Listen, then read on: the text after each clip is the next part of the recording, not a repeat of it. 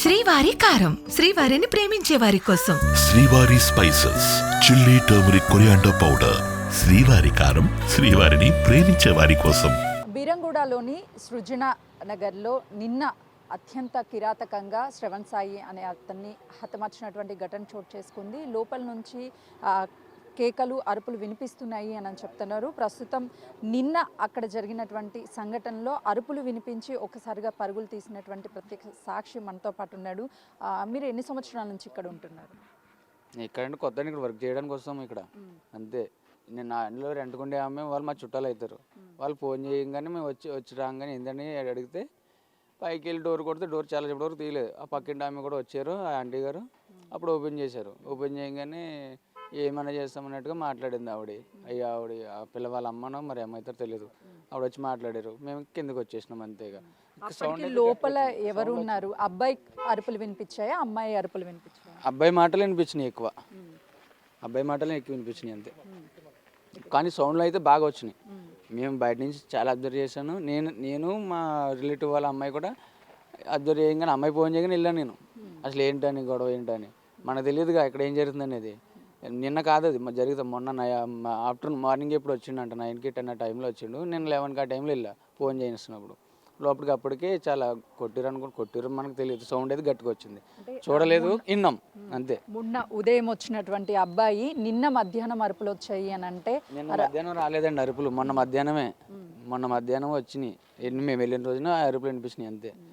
నేను రాలేదు. పోయినట్టు ఎప్పుడు తెలిసింది మీకు? నాకు నిన్న న్యూస్ వచ్చింది లోకల్ యాప్లో.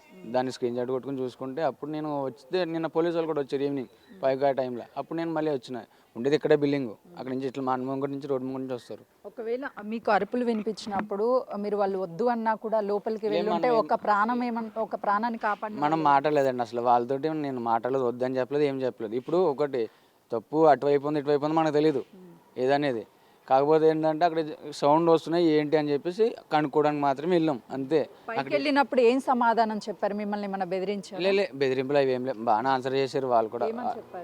మా అమ్మాయి ఇట్లా జరిగింది తెలియదేముంది అని చెప్పేసి పక్కింటి ఆమెతో మాట్లాడింది ఆవిడ అంతే. మనతోటి వాళ్ళు ఏం మాట్లాడలేదు. ఏం చెప్పింది పక్కింటి ఆవిడకి? ఎందుకు కొడుతున్నామని అడిగారు పక్కింటి ఆమె. ఎందుకు కొడుతున్నామంటే ఏం చేస్తాం, చేసే పనులు ఇలాంటివి ఉన్నాయని చెప్పేసి అన్నారు అంతే ఆన్సర్, ఇంకేం లేదు. అక్కడ అదే జరిగింది. మనం చూసింది కూడా లేదు, విన్నా మాటలు అవి చూసాము, వచ్చేసాను ఇక్కడ అంతే. అట్లీస్ట్ వాళ్ళు డోర్ ఓపెన్ చేశారా మీరు వెళ్ళినప్పుడు? లోపల ఎవరైనా కనిపించారు? కనిపించలే ఎవరు కనిపించలే. ఆమెనే డోర్ ఓపెన్ చేసి బయటకు వచ్చింది, కనిపించలే. ఎంతసేపు వినిపించాయి ఆ సౌండ్లు? మీకు ఏమని వినిపించాయి? నేను ఒక 10 మినిట్స్ ఉన్నానేమో అండి అంతే, అంతకుమించి ఏం లేదు. విన్నంత వరకు వచ్చేసినా విన్నా, ఆమె ఆన్సర్ చెప్పిన తర్వాత వచ్చేసాం బయటకు అంతే. మీకేమని సమాధానం చెప్పింది? నేను మాట్లాడలేదు ఆమెతోటి, నేను విన్నా అంతే. వాళ్ళు పక్కింటి వాళ్ళతో మాట్లాడితే విన్నా అంతే, అంతకుమించి ఏం లేదు. అంటే మీరు గత 10 రోజుల నుంచి ఇక్కడే ఉంటున్నాము అని చెప్తున్నారు, పని కోసం వచ్చామని చెప్పారు. కానీ ఆ ఘటన వాళ్ళు పక్కింటి వాళ్ళతో చెప్పినప్పుడు కానీ, లేకపోతే వాళ్ళ కుటుంబం కానీ ఏం చెప్పారు మీతో పాటు కానీ? లేకపోతే మీ రిలేటివ్స్ అవుతారా? కింద రిలేటివ్స్ అవుతారండి. ఆమె నన్ను పిలిచికెళ్తే ఏం జరుగుతుంది అన్న ఇట్లా అయింది, ఎవరో వచ్చారు ఒక అబ్బాయి, ఆయన కొడుతున్నట్టుకున్నారు అనగానే నేను వెళ్ళిన.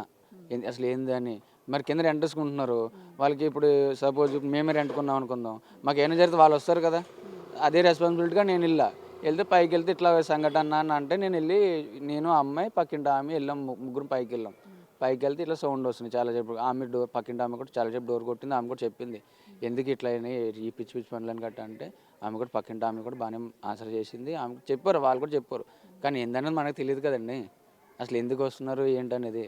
లోపల ఏంటనే సబ్జెక్ట్ ఏంటంటే తెలిస్తే దాన్ని బట్టి మనం మాట్లాడడానికి వస్తుంది.